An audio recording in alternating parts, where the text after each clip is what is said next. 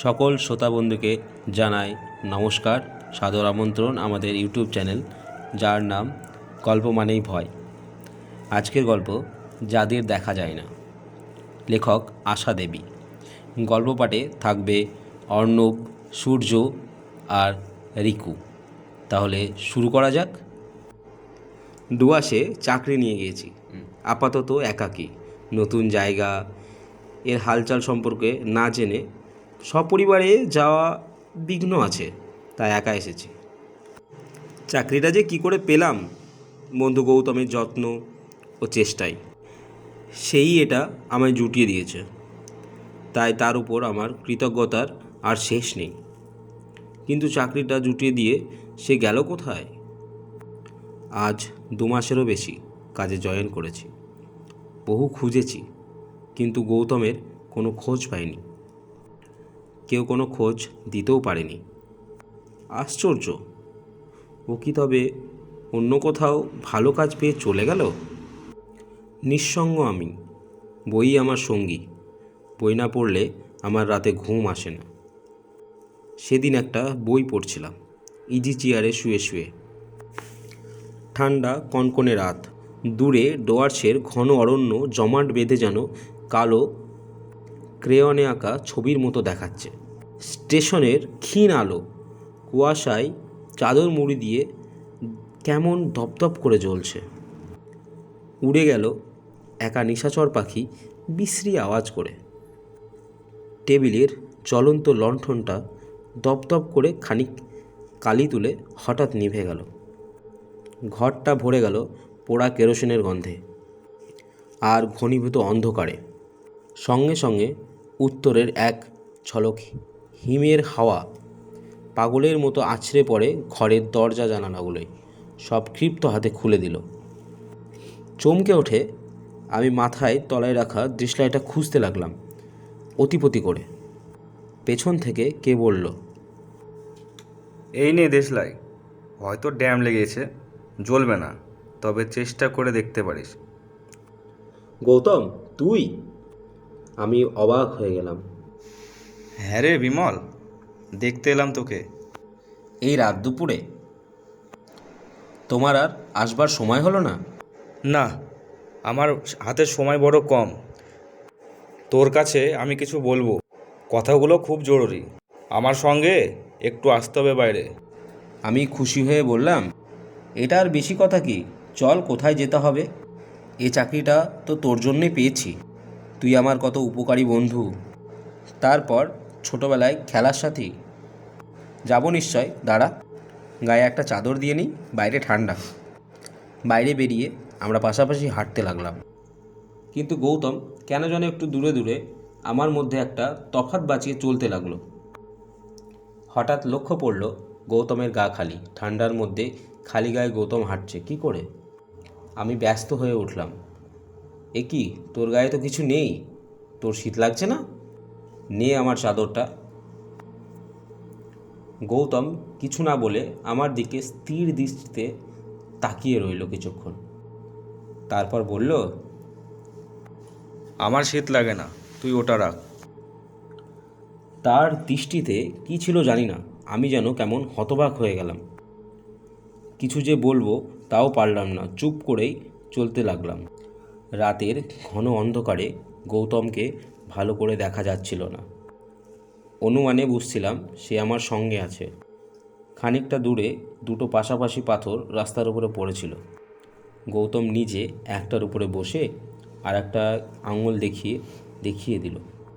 বস, দরকারি কথাটা আজ ছেড়েই নেই। তুই কিন্তু কোনো প্রশ্ন না করে সব কথা শুনে যাবি আগে। হ্যাঁ হুঁ করার কিন্তু দরকার নেই। তারপর বন্ধুর জন্যে যা পারিস তাই করবি। আমি বললাম, বেশ, বল কি বলবি। গৌতম শুরু করলো, আমি একটা ব্যবসায়ী ফার্মে চাকরি করতাম। ওরা আমাকে অনেক টাকার মাইনে দেওয়ার প্রতিশ্রুতি দিয়েছিল। কিছুদিন কাজ করবার পর আমি বুঝতে পারি ওরা সৎভাবে টাকা রোজগার করে না, বরং খুব অসৎ পথ বেছে নিয়েছে টাকা ইনকাম করার জন্য। আমার এই ব্যাপারটা একেবারেই পছন্দ নয়। ওরা বুঝতে পেরে আমাকে তাদের টাকা একটা মোটা অংশের দিয়ে আমার মুখ বন্ধ করার চেষ্টা করে, কিন্তু আমি ওদের পাপের টাকা একেবারেই নিতে চাইনি, বরং আমাকে এই সব টাকার অংশ দিতে চাইলে আমি চাকরি ছেড়ে দেবো বলি। তখন ব্যাপারটা আরও ঘোরালো হয়ে ওঠে। ওরা আমাকে নজরবন্দি করে ঘরে আটকে রাখে। একদিন আমি গভীর রাতে পালাবার চেষ্টা করে ধরা পড়ে যাই। খুবই ভয় পেয়েছিলাম ওরা বুঝি আমাকে মারধর করবে, কিন্তু কিছুই করলো না। দেখে আমি অবাক হয়েছিলাম। তবে ওদের চালচলন, মুখে চোখে চাহনি দেখে বুঝতে পারছিলাম যে আমার জন্য আরও ভয়ঙ্কর কিছু অপেক্ষা করছে। আমি রুদ্ধশ্বাসে গৌতমের কথা শুনছিলাম। আমার সাথে শুনছিল নিথর আকাশ, নিশুতি রাত আর ঘুমন্ত বন। মাঝে মাঝে রাতচড়া পাখির আওয়াজ আর বাতাসে ঝাউবনের শনশন শব্দ ছাড়া আর কিছুই শোনা যাচ্ছিল না। পাশে তাকিয়ে দেখলাম গৌতম বেশ দূরে বসে আছে। কেন? আমার কাছে এসে বসলে কী দোষ হতো?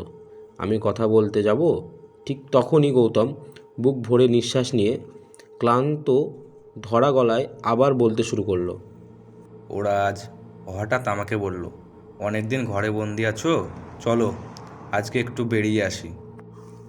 ঘুমন্ত আমাকে শীতের রাতে ঘুম ভাঙিয়ে তুলে বেড়াতে নিয়ে যেতে চাওয়ার আমি ভয়ে চমকে উঠেছিলাম, কিন্তু সেই ভাব প্রকাশ না করে খুব ঠান্ডা গলায় বলেছিলাম, এত রাতে বেড়াতে যাওয়া থাক না, আজ অন্য আরেকদিন যাওয়া যাবে।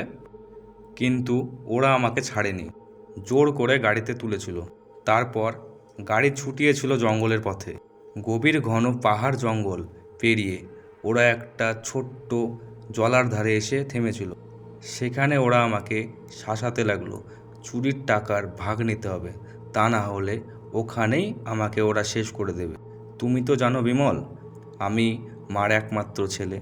মার কাছে কখনো কোনো অন্যায় করবার শিক্ষা পাইনি। চুরি করা টাকা আমি কেমন করে মার হাতে তুলে দেব?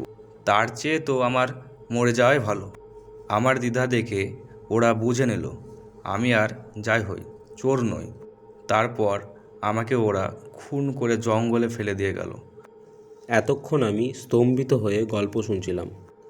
এবার চমকে উঠলাম। তবে যার সঙ্গে আমি এত দূরে এলাম সে কি আমার বাল্যবন্ধু গৌতম নয়? তার প্রেতাত্মা? সমস্ত শরীর আমার হিম হয়ে গেল। এত শীতেও ঘেমে উঠলাম।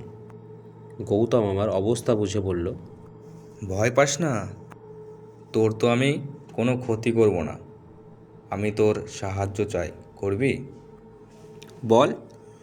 আমি বেশ সাহসে ভর করেই বললাম, আমি আমার মার কাছে যেতে পারবো না, কারণ মা যদি বুঝতে পারে আমি নেই তাহলে আর বাঁচবেন না। তিনি আজ কদিন থেকেই মনে মনে কি যেন বুঝে ঘরে শুয়ে শুয়ে কাঁদছেন। তুই গিয়ে আমার নাম করে এই টাকা কটা ওর হাতে তুলে দিবি, বলবি গৌতম দিয়েছে, আর কিছু বলবি না। আর ওই পাথরের পাশে আমার সবটা পড়ে আছে, ওটার সন্ধান আর ওই বদমাইশগুলো সব কথা পুলিশের কাছে বলে দিবি, আর ওদের সাবধান করে দিবি ওরা যেন কোনো মতে তোর নামটা প্রকাশ না করে।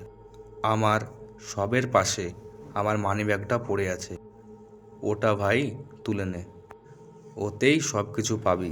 হিম ঠান্ডা বাতাসের সঙ্গে ভোরের আলস জোয়ারে মিশে গেল গৌতম। আর ওকে দেখা গেল না।